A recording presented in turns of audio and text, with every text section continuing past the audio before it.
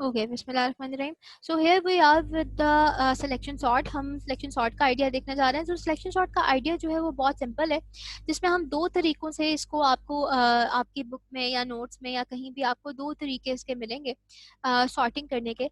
लेकिन तरीक़ाकार is very simple and easy कि लेट्स सपोज कि we have a single array, ठीक है। I am going to take an actual example, but अभी जो है वो मैं सिर्फ आपको ड्रॉ करके बता रही हूँ। हमें क्या करना होता है, हमें इसको सॉर्ट करना होता है, ठीक है ना। सो इधर हम लोग क्या कर लेते हैं, देर आर टू वेज, ठीक है। फर्स्ट वे इज कि आप पूरी अरे में से स्मॉलेस्ट वन को सर्च करें, ठीक है। आप पूरी अरे में से स्मॉलेस्ट वन को सर्च करें। You are going to make your one iteration over here. आप पूरी अरे में से स्मॉलेस्ट वन को सर्च करें और स्मॉलेस्ट वन को सर्च करके आप कहाँ पे मूव प्लेस करवा दें, इन योर फर्स्ट इंडेक्स पे प्लेस करवा दें आप, ठीक है। और उसके बाद आपके पास क्या बचेगा, आपने पहले को स्किप करके बाकी होल पर्टिकुलर अरे को क्या करना है, दोबारा से आइट्रेट करना है और फिर उसके बाद आपने क्या करना है, इसमें से स्मॉलेस्ट वन को ढूंढना है। लेट्स सपोज कि आपको पूरी अरे में स्मॉलेस्ट वन किस क्या मिल गया, आपको पूरी अरे में स्मॉलेस्ट वन ये चीज मिल गई, ठीक है। तो what you are going to do, you are going to replace with your first element, ठीक है। तो इट्स द सेम वे आप क्या करते जाओगे, आप आइट्रेशन बाय आइट्रेशन चलते जाओगे और आप पूरी अरे में से स्मॉलेस्ट वन ढूंढोगे और उसको आप पहली पहली पोजीशन के साथ क्या करते जाओगे, एक्सचेंज करते जाओगे। मेक श्योर कि यहाँ पर रिप्लेस या सिर्फ पुटिंग नहीं है, यहाँ पे बेसिकली वर्ड एक्सचेंज है, यानी कि स्वैपिंग है, ठीक है।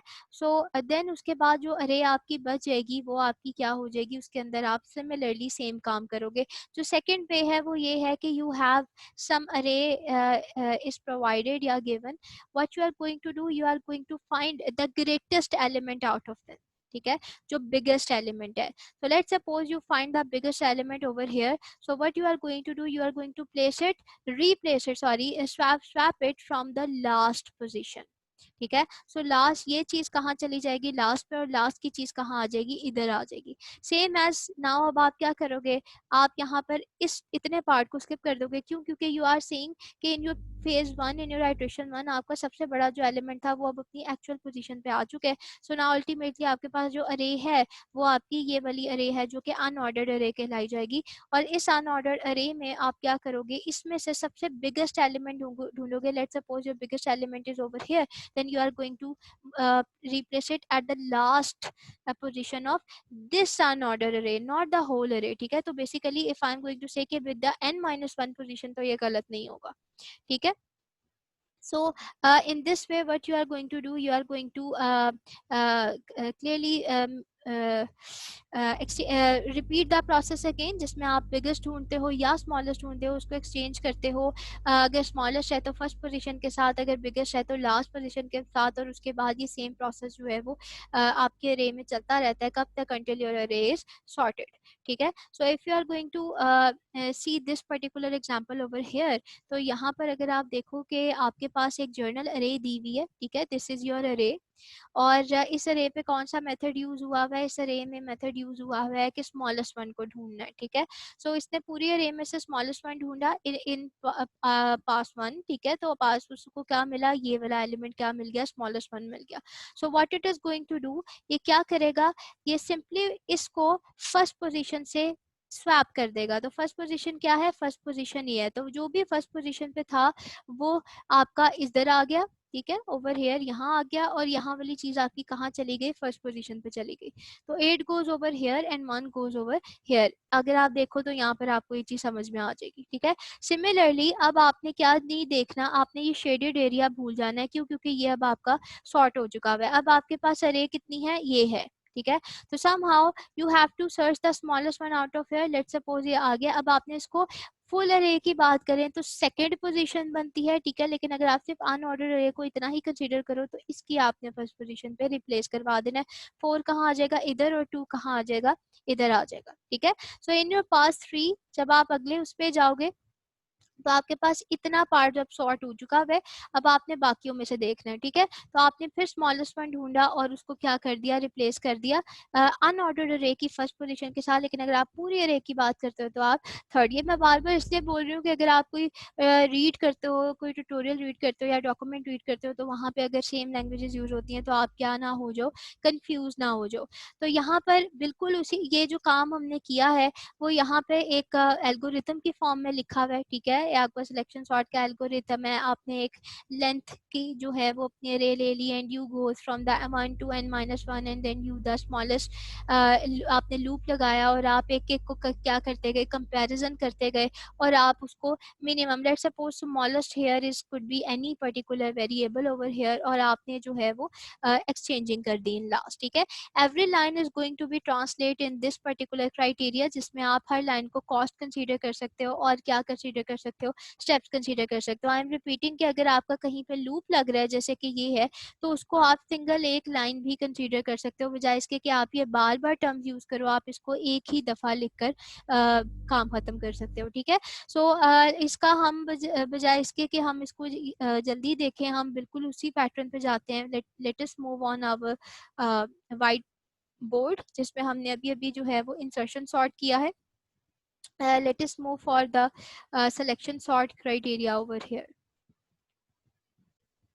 So over here in between the previous 15 minutes what we have done, हमने जो है ये algorithm लिख लिया है और इस algorithm की जितनी डिटेल थी हमने वो समझ ली है. by marking the array को बनाकर हमने देख लिया कि इसमें कौन सी लाइन का क्या मतलब है, ठीक है. तो hopefully if we are going to consider it, like let me use my annotation over here. So if I'm going to say कि ultimately there are two things, and I have a cost over here, ठीक है, and I have a time over here, ठीक है. So what does this mean? Each line, her line यहाँ पे each line takes some amount of या some constant amount of time to get executed, we already knew. हर line जो है यहाँ पे खास टाइम लेगी एग्जीक्यूट करने के लिए. So ultimately over cost I am going to handle that thing. और टाइम में मैंने क्या चीज हैंडल करनी है कि how many times each line will get executed. तो इस टाइम में मैं क्या लिखूंगी, ये चीज लिखूंगी. सो बेसिकली कॉस्ट से मेरी क्या मुराद है कि आई एम सेइंग कि each line is going to take some constant amount of time to get executed, and then I am going to realise कि how many times each line will get executed. Okay. So then मैंने क्या करना है, जब मेरे पास ये दोनों चीजें आ जाएंगी, then I am going to multiply my time basically, और या आप सिंपली कह लो कि I am going to multiply my time with the cost, ठीक है. कॉस्ट किसकी cost, cost of each line, और देन इस तरीके से हमारे पास ओवरऑल क्या आ जाएगा, टोटल टाइम आ जाएगा. सो लेट्स सपोज कि आई एम गोइंग टू से कि मेरी ये जो फर्स्ट लाइन है, ठीक है, this line that is considered as C1, I am going to say as C1, ठीक है. आप अगर इसको मतलब I am not on pen paper, तो it's going to be C1. कितनी देर चलेगी ये, लेट्स सपोज कि ये लेंथ n-1 है, तो यू कैन से n-1, लेकिन यू नो कि आउटर लूप जो है वो वापस आके एक टाइम्स और चलता है, ठीक है, जस्ट टू मेक श्योर कि ये दोबारा ट्रू तो नहीं हो गया. तो एक n-1 इसका एक्चुअल टाइम प्लस 1 कौन सा जो इसने दोबारा आके चेक करना है. तो I am generally writing n over here, ठीक है. एंड देन मेरे पास जो है वो सेकेंड लाइन है, let we call it as a C2, और ये कितने टाइम चलेगा, डेफिनेटली एक्चुअल लूप के टाइम चलेगा, और लूप कितना है, n-1 है, ठीक है. And then I have this loop over here, and let me say कि मेरा ये तमाम लूप जो है वो मैं इसको एक ही जो है वो कंसीडर कर रही हूँ, जिसको मैं क्या कह देती हूँ कि ये क्या है, C3 टाइम्स चलेगा, ठीक है. So I am just not writing it over here, मैं आपको बताती हूँ आपको आगे क्या करना है. And then there are a simple constant lines, एक लिए 3 लाइन है जिसमें से हर लाइन को हम कह देते हैं कि let's suppose this is C4, then this is C5, then this is C6. कितने टाइम चलेगा, क्योंकि आउटर लूप के अंदर आ रही है, तो there is no confusion over here, that is going to be run by n-1 times, this is going to be run by n-1 times, ठीक है जी. सो व्हेन आप, अब हमारी बारी है इसको जज आउट करने की कि ये क्या है. सो लेट्स से कि हम कैसे देख रहे हैं कि जब मेरी i की वैल्यू, यू नो, अगर आप लूप को ध्यान से देखो कि जब मेरी आउटर लूप यानी कि i की वैल्यू क्या है, 1 है, तो this loop is going to execute how many times, इधर देखो कि how many times, 2 to the length of the array, कितने टाइम्स चलेगा? अगर मेरी आई की वैल्यू क्या है, 0 है या 1 है, तो मेरे लेट्स सपोज कि मेरे आई की वैल्यू 1 हो जाती है अगले इटरेशन में, तो ये इनर लूप कितनी दफा चलेगा? It's going to be i plus 1 which means 2 2 2 A dot length, यानी कि जितनी इस अरे की लेंथ है, ठीक है। हमारे पास तो स्पेसिफाई नहीं है कितनी लेंथ है, ठीक है। सो आई कैन से कि if I have this value 1, तो मेरा जो है वो कितने टाइम चलेगा? लेट्स सपोज कि आई की वैल्यू 1 पे आई एम मेरी जे की वैल्यू क्या हो रही है? 2 हो रही है, और ये कितने टाइम चल रहा है? ये n टाइम चल रहा है, लेट्स सपोज n टाइम्स है, ठीक है। तो I can write it as n time, ठीक है। अच्छा ध्यान से देखिएगा, i की वैल्यू जब आगे 2 हो जाती है तो मेरे j की वैल्यू क्या हो जाएगी? 3 हो जाएगी। तो 3 ये कितने टाइम चलेगा? यहाँ पर क्या मैं n लिखूं? ओके, आई कैन से कि इसकी लेंथ कितनी है? n है, लेकिन ये कितने टाइम्स हम कह सकते हैं कि it would be executed, how many times it would be executed now? n minus 1 time. You see, देखो ना, हम यहाँ से आगे जाते जा रहे हैं, तो भाई हम एक एक वैल्यू आगे जाते जा रहे हैं, तो डेफिनेटली इधर से क्या होता जा रहा है? पहले मैं n की बात कर रही हूँ तो एक कम हुआ, तो अब n माइनस 1 की बात कर रही हूँ, एक कम हुआ तो फिर n माइनस 2 होगा, एक कम हुआ तो n माइनस 3, और करते करते मेरी अरे आखिरी आ जाएगी, यानी कि 1, ठीक है। So if now similarly if my for the next value of I, let's suppose कि ये क्या होगा? 4 होगा, और कितने टाइम्स जो है कितनी लेंथ है इसकी? लेंथ तो उतनी है n है, लेकिन how many times it's going to be executed against this, ठीक है। It is going to be executed now let's suppose n minus 2 times. तो करते कराते मकसद क्या है कहने का, कि अल्टीमेटली करते कराते हम कहाँ तक पहुंच जाएंगे? अपने लास्ट पे पहुंच जाएंगे n माइनस 1, जितनी भी इसकी अरे है, ठीक है, n माइनस 1 तक पहुंच जाएंगे, और ये कहाँ तक चलेगी? 1 तक जो है वो चलेगी, ठीक है। So this is the pattern of the execution, जो कि यहाँ पर क्या हो रहा है? शो हो रहा है। तो if I have to write this thing over here, let let me make it a bit well. So what we are going to execute, let's suppose कि हम total time निकालते हैं, ठीक है। तो टोटल टाइम हमारा कितना होगा? टोटल टाइम बेसिकली क्या है, जो कि क्या बता रहा है? रनिंग ऑफ ऑल स्टेटमेंट, सारी स्टेटमेंट्स का टोटल टाइम बता रहे हैं। इट इज सेइंग कि it would B cost of, क्या क्या होगा ध्यान से सुनना, total time would be the cost of each line, her line, overall her line यहाँ पे मल्टीप्लाई हो रही है with the total number of time, ठीक है, ऑफ ईच लाइन। सो यानी कि हम ओवरऑल का निकाल रहे हैं मल्टीप्लाई करके। So what I am going to do over here, let me write, let suppose कि मेरा C1 था, C1 की क्या वैल्यू थी? n थी। If you are going to see, ये देखो मैं ये लिख रही हूँ, ये सारी चीजें I am multiplying C1 n C2 with n minus 1, C3 with some multiple value, जो कि मैं आपको बताती हूँ ये क्या थी। अगेन ये क्या देखो सीक्वेंस में आ गई है, n plus n minus 1 plus n minus 2 plus n minus 3 up to so on कहाँ तक जा रही है? 1 तक। तो क्या है ऐसे फैक्टर? यू कैन से, उल्टा है तो you can say n plus 1 over 2, ठीक है। And then C4 is going to multiply n minus 1, this is how. ये ऊपर दिखाने का मकसद आपका ये था कि अब मैं यहाँ पर सिंपल वही लिख रही हूँ, ठीक है। सो C1 n plus I can right C2 n minus 1, okay, and then C3 is going to be n plus 1 divided by 2, okay, and then C4 n minus 1, ठीक है, प्लस चलो यहाँ पे थोड़ा सा लिख देते, C5 n minus 1, okay, plus C6 n minus 1, okay. So collect the like terms, हम क्या करेंगे? एक जैसी टर्म्स को क्या कर देते हैं? मिला देते हैं।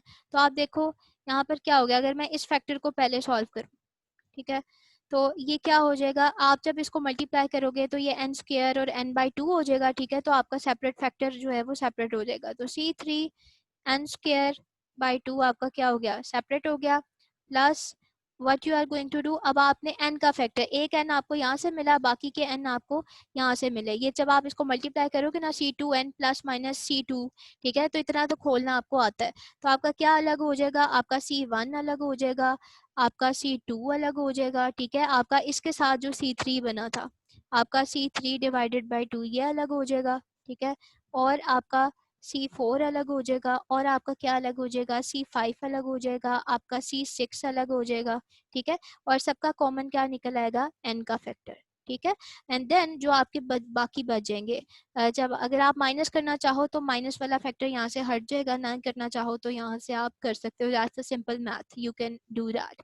C4 एंड C6, ठीक हो गया। एंड देन ओवर हेयर अब मुझे क्या करना है, इसको पॉलिनोमियल में लिखना है। तो I can mark this thing as a, then n square. Okay, I can mark this whole thing as plus b, and then over here I have n, and in last I can mark this thing as c. Okay, so overall I'm going to take the highest term factor. Okay, so I can say that what would be the case, it could be the order of n square. ठीक है, that would be the worst case scenario. So somehow इसकी time complexity selection sort की time complexity हमारी क्या निकली, order of n square. So if I'm going to go back in this on this slide, तो आपको जो है यहाँ पे इसका एनालिसिस दिया हुआ है। नेक्स्ट पे बिल्कुल उसी तरीके से आपको बेस्ट वर्स्ट और एवरेज केस एनालिसिस उसने निकाल कर दिखाया हुआ है। Just go and have this thing, ये आपने नहीं करना, 43 तक है आपका बेसिकली होमवर्क। एंड जो जो आपका अब होमवर्क है वो क्या है, आपका बबल सॉर्ट का है। ठीक है, bubble sort is the most easiest one, you already knew, हम इसको अगले उसमें जो है वो करेंगे।